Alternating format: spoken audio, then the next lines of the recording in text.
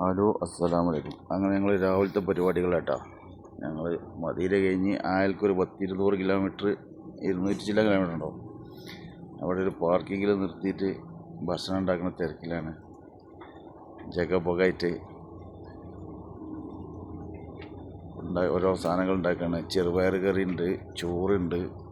അവിടെ ഒരാൾ മറ്റേ മുട്ടപ്പൊരി ഉണ്ടാക്കുകയാണ്, കുത്തിപ്പൊരി. ഇന്ന് രാവിലെ മുട്ടപ്പൊരിയാണ്. ഒരാളവിടെ ഇരിക്കുന്നുണ്ട്, ഒരാൾ അപ്പുറത്തേക്ക് പോയിക്കണ്. 4 വണ്ടിയും ഇവിടെ എത്തിക്കണ്. 4 വണ്ടിയുണ്ട്.